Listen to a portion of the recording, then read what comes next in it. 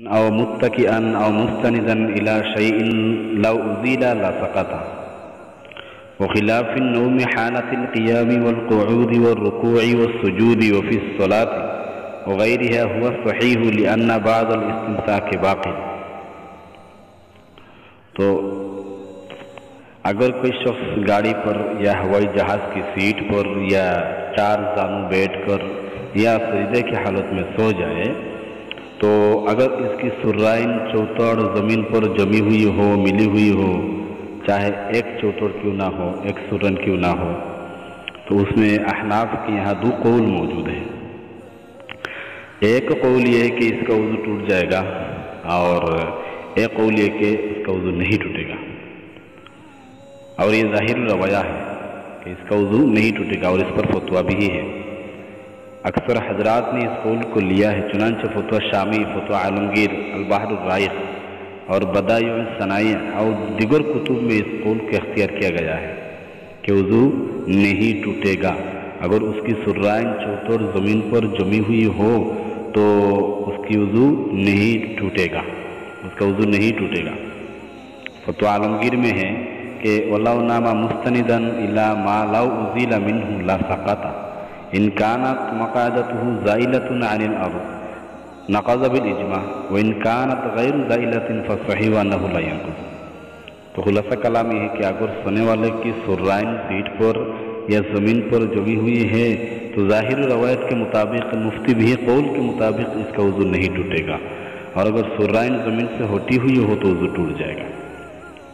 اچھا، سونے سے وضو ٹوٹنے کی دلیل یہ ہے کہ استجاع یعنی کروٹ پر سونا، اور متکئن اور مستندن، سونے سے وضو ٹوٹنے کی دلیل یہ ہے کہ کروٹ پر سونا جھوٹ بند ڈھیلے کا سبب ہے۔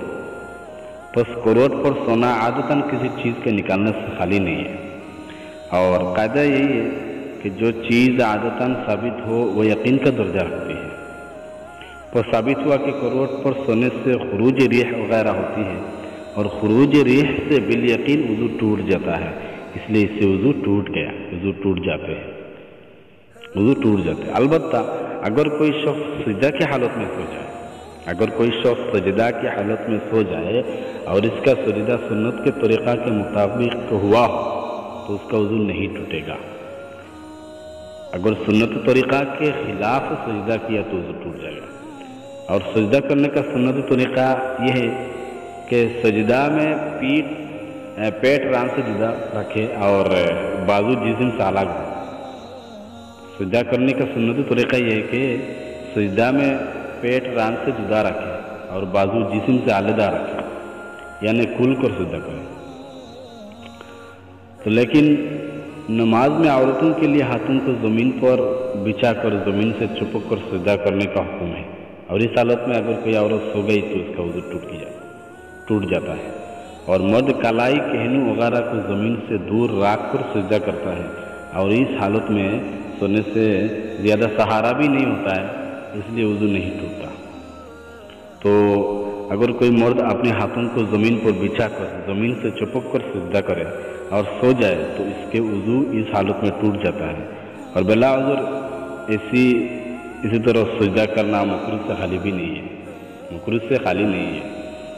تو کوئی آدمی اگر سیٹ پر بیٹھ گیا اور سو گیا، ہوائی جہاز میں بیٹھ گیا اور سو گیا، یا چار دن میں بیٹھا اور سو گیا، تو اب دیکھا جائے گا کہ اس کا چوتڑ زمین سے ملی ہوئی ہے یا نہیں۔ اگر ملی ہوئی ہے تو اس کا کیا ہے، وضو نہیں ٹوٹے گا، اور اگر اس کا سرائن زمین سے ہٹی ہوئی ہو تو اس کا وضو ٹوٹ جائے گا۔ بس وہی فتویٰ ہے۔ اللہ رب العالمین ہم سب کو ان باتوں پر عمل کرنے کی توفیق عطا فرمائے۔ فتویٰ زکریہ جلد نمبر 1 699 صفحہ، فتویٰ قاسمیہ جلد نمبر 575 صفحہ، کتاب النوازل جلد نمبر 3 120 یا 120